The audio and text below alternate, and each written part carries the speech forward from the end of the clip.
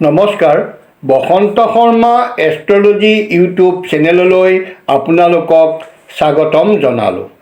আজি মই আপোনালোকক এটি অতি গুৰুত্বপূৰ্ণ কথা ক'বলৈ বিচাৰিছোঁ।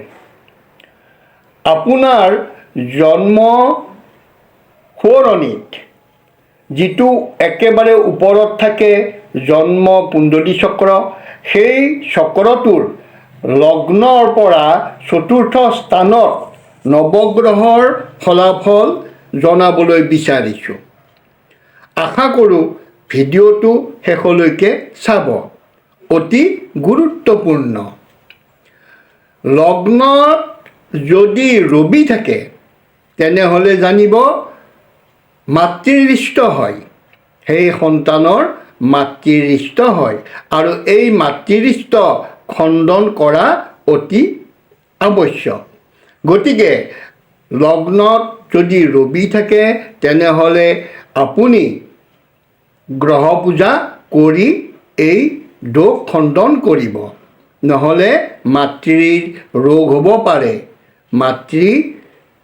আপুনি তেওঁৰ পৰা বহুত মানসিক কষ্ট লাভ কৰিব বা শাৰীৰিক কষ্ট লাভ কৰিব পাৰে।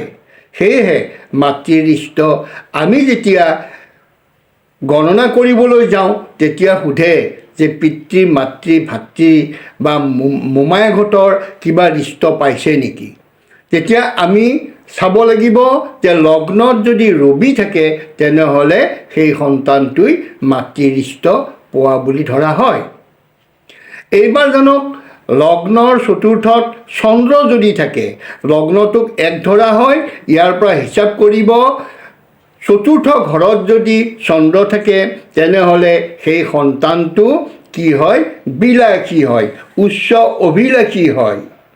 যদি মংগল থাকে তেনেহ'লে ধনী, উন্নতি আৰু সময়ত তেওঁৰ দুখ হয়। তেওঁ কিন্তু ধনী হোৱাটো হ'ব আৰু তেওঁ উন্নতিও কৰিব, কিন্তু সময়ত তেওঁৰ দুখ হ'ব পাৰে। এইবাৰ চাওক, লগ্নৰ চতুৰ্থত বুধ থাকিলে কি হয়। লগ্নৰ চতুৰ্থত বুধ থাকিলে বহু মিত্ৰ হয়, লগ সংগ বেছি হয় আৰু আমোদ প্ৰিয় হয়, অৰ্থ ক্ষয় হয়। যদি লগ্নৰ চতুৰ্থত বৃহস্পতি থাকে তেনেহ'লে এইজন ব্যক্তি সৰ্বসম্পদশালী হয়, যান বাহনযুক্ত হয়, সম্পত্তিশালী হয়। যদি শুক্ৰ থাকে তেনেহ'লে এই সন্তানটো সৎ চৰিত্ৰৱান হ'ব আৰু বংশত সুনাম অৰ্জন কৰিব পাৰিব। যদি শনি থাকে তেনেহ'লে আঘাত পাব পাৰে, অংগ ক্ষত হ'ব পাৰে আৰু স্থানভ্ৰষ্ট হ'ব পাৰে।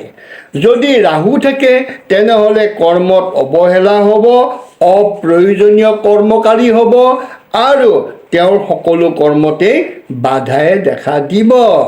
যদি লগ্নৰ চতুৰ্থত কেতু থাকে তেনেহ'লে তেওঁৰ বিষ হ'ব পাৰে, বিষ ৰোগ হ'ব পাৰে, যেনে মূৰৰ বিষ, কঁকালৰ বিষ, পেটৰ বিষ, হাতৰ বিষ, ভৰিৰ বিষ ইত্যাদি। আৰু তেওঁৰ জীৱনত অশান্তি লাভ কৰিব আৰু মনস্তাপ হ'ব।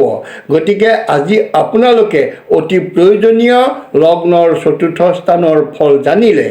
আশা কৰোঁ ভিডিঅ'টো চাই আপুনি নিশ্চয় ভাল পালে।